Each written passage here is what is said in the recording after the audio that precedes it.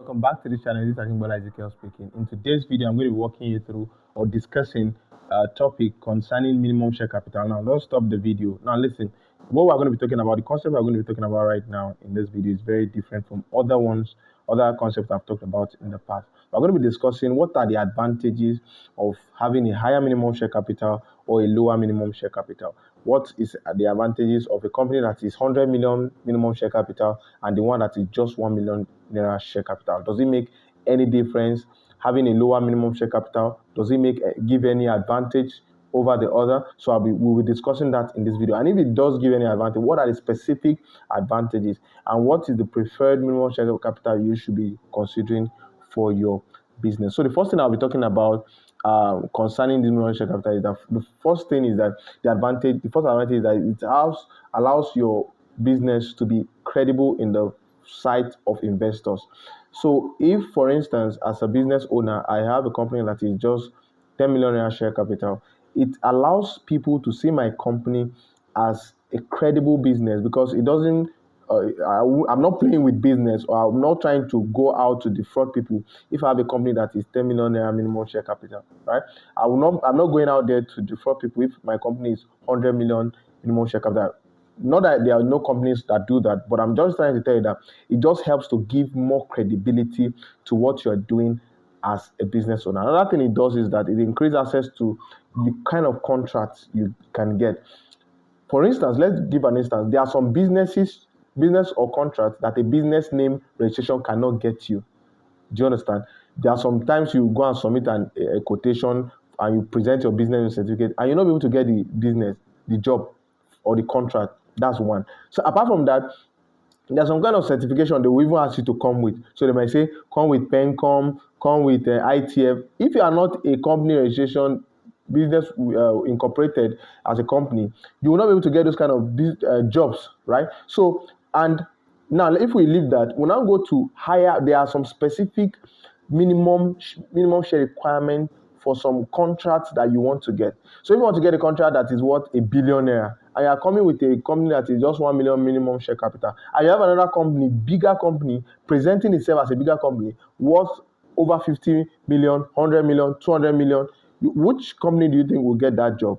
The company with the higher minimum share capital, because apart from the credibility stance of it, it also gives them access to be able to get big jobs. Companies like Berger, Julius is it Berger or Berger, whatever the case is, Dan Tata, all those big, large companies, their minimum share capital is not in just tens of millions, right? They go into hundreds of millions, even into billions, just to show how solid they are and to help depict the kind of assets they have to be able to carry out some specific project. So it allows people to be able to, it allows you as a business to be able to get access to some contract.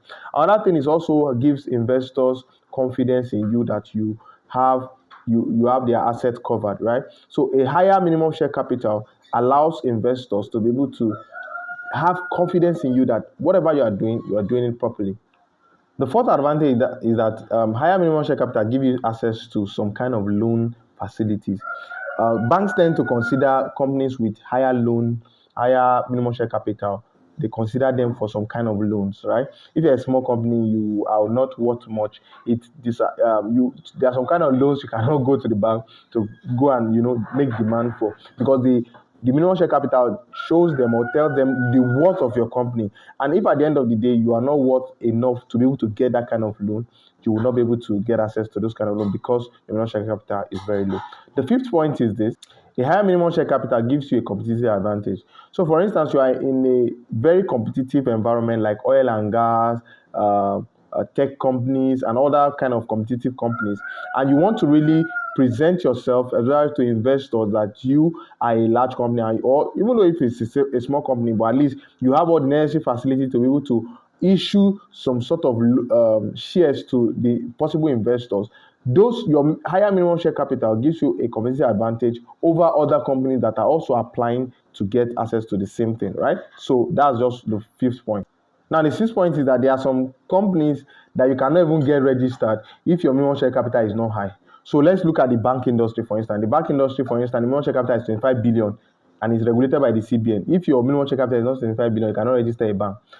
NICOM regulates insurance company, and the minimum share capital is about 10 billion. If your minimum share capital is not up to 10 billion, you cannot register an insurance company, right? Microfinance bank is between 200 million to 500 million.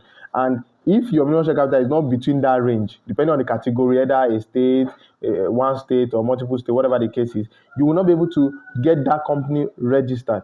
And security company, for instance, minimum share capital is about 10 million. Other companies, okay, for instance, addition of foreigners as well. That's maybe the next point. Addition, if you want to add a foreigner, the minimum share capital you must have is 100 million. If you don't have 100 million minimum share capital, you cannot add a foreigner as a part of your business. Do you understand? So all these things are very critical or crucial to understand. And higher minimum share capital, which is the seventh point, gives your business a capacity to scale. So if you have a higher minimum share capital, it allows you to be able to raise funds, additional funds easily. Now, outrightly, you're not expected to actually have the entire money in some sectors anyway. Maybe if I want to do a security company of 10 million minimum share capital, I'm not expected to immediately go and deposit 10 million in a bank account somewhere or so. I'll be explaining that concept later on in another video. But the point I want to make is that if I want to get investor into my business, a high minimum share capital helps me to be able to give room to be able to raise sufficient capital for the business, right? So higher minimum share capital allows you to be able to give room to raise more capital through investors. So higher minimum share capital also protects you against liquidity of any kind. So for a company with lower minimum share capital, once there is a financial downturn, what happens is that that company will suffer because of the minimum share capital is very low. So the rate, the possibility of insolvency will be reduced if you have a higher minimum share capital, especially when there is any financial issue. Because you have a larger bracket of minimum share capital, you will be able to protect your business from insolvency, right? So I hope this has really helped you or given you all the necessary information you need to know about the advantages of having a higher minimum share capital or a lower minimum share capital. Now, having said all this, the bottom line is that it's very important for you to now first consider your current capacity. You might be starting out a business. That doesn't mean you should now be going to look for, you want to do a 10 million naira minimum share capital because you want to do a 100 million naira minimum share capital. No. Apart from the fact that your company the nature of your business determines the kind of minimum share capital you will be doing.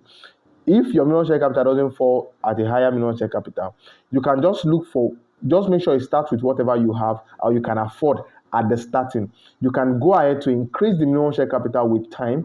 When you increase the minimum share capital with time, you can add more minimum share capital and allocate those minimum share capital to the different investors or shareholders that you have in the company.